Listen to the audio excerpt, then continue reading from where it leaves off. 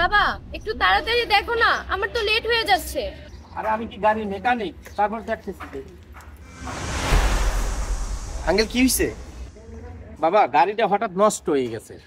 কাছে কোনো গ্যারেজ আছে? আঙ্কেল গ্যারেজ তো আছে, এখান থেকে অনেক দূর, গাড়ি ঠেলে নিলেও 2 ঘন্টা লাগবে। এই ছেলে, আমাদের তাড়াতাড়ি একটা মেকানিক ডেকে দাও না, আমি তোমাকে কিছু টাকা দিয়ে দিব। আমার এক জায়গায় ইন্টারভিউ আছে, লেট হয়ে যাচ্ছে। আপু টাকা দেওয়া লাগবে না, গাড়ির সমস্যাটা কি হইছে আমি আগে একটু দেখি। তোরে বলছে আমি একজন মেকানিক আইনা দিতে, ও আসছে গাড়ি ঠিক করতে। তুই কি ইঞ্জিনিয়ার নাকি? আরে মা আমি তো গাড়ির কিছু বুঝি না, ও দেখুক না, যদি ঠিক করতে পারে তাতে আমাদেরই ভালো। বাবা তুমিও না, ও বললো তুমি বিশ্বাস করলা, ও তোমার গাড়ি ঠিক করে দিবে। বাবা তুমি ওর কথা কিছু মনে করো না, তুমি একটু দেখো তো। আচ্ছা ঠিক আছে আঙ্কেল।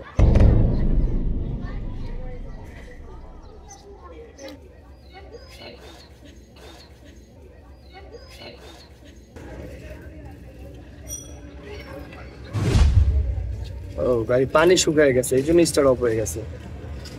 আঙ্কেল আপনার কাছে পানির বোতল আছে, একটু পানি নিয়ে আসেন তো। হ্যাঁ পানি আছে। বাবা এই নাও পানি।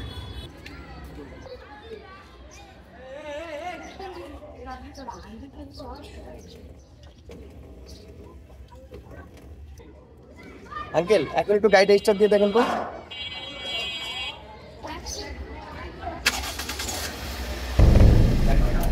থ্যাংক গড, এখন আমি ইন্টারভিউটা দিতে যেতে পারবো। বাবা গাড়ির টেস্টটা করছি। আঙ্কেল গাড়ি ঠিক হয়ে গেছে, আর কোনো সমস্যা নাই।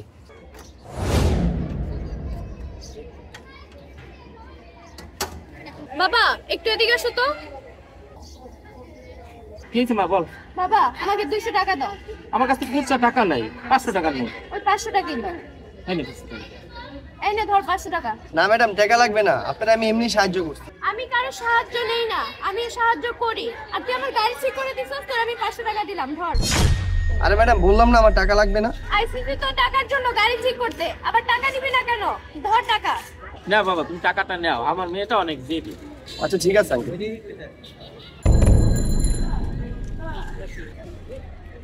ভাই আমার কয়টা টাকা ভিক্ষা দেন না, আমার খুব ক্ষুধা লাগছে, কিছু খামু। এই তুই ভিক্ষা করস কেন? তোর দেখে তো সুস্থ মানুষ মনে হয়, সুস্থ মানুষ ভিক্ষা করা ঠিক না। পারলে কিছু একটা কাজ কাম করে রাখা। এই তোর 500 টাকা তোর সাহায্য করলাম। দেখছো বাবা, ফকিরের পথে কত অহংকার। আমি 500 টাকা দিলাম, এইটা আবার ওই ফকিরে দিল। আচ্ছা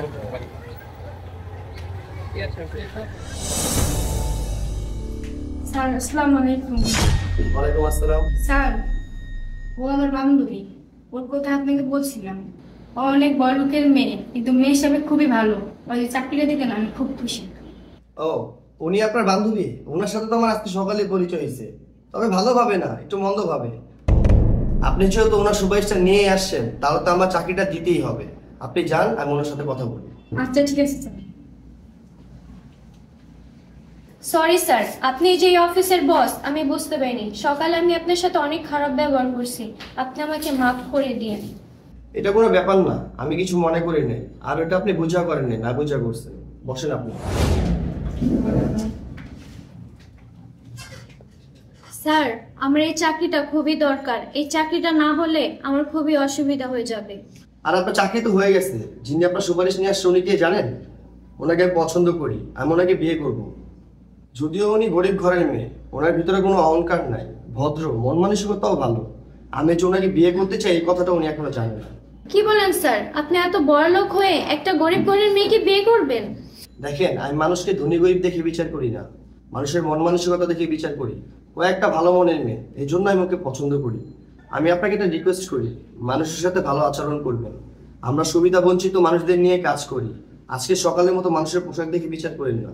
স্যার আপনারা সুবিধা বঞ্চিত মানুষকে নিয়ে কাজ করেন, এত টাকা কোথায় পান? আপনি কখনো সাগর দেখছেন? ধরেন আপনাকে সাগরের পাড়ে নিয়ে হাতে বালতি ধরায় দিলাম, আপনি সারাদিন পানি তুললেন, সন্ধ্যাবেলা দেখলেন সাগরের পানি যেমনটা তেমনই আসছে। ঠিক ওই পরিমাণ আমার সম্পত্তি রেখে গেছে। আপনি জমিদার আবি আব্দুল্লাহর নাম শুনছেন? আমি তার একমাত্র সন্তান। কি বলেন স্যার, আপনি অত্যাচারী জমিদারের ছেলে? তার নাম কে না শুনছে? হ্যাঁ, আমি ওনার বাপের প্রায়শ্চিত্ত করতেছি। আপনার পেপারস গুলো দেন। এই নেন স্যার। আপনাকে কংগ্রাচুলেশন, কালকে থেকে আপনি আপনাদের অফিসে জয়েন করেন। Thank you sir. তাহলে আজকে আমি আসি। আসসালামু আলাইকুম।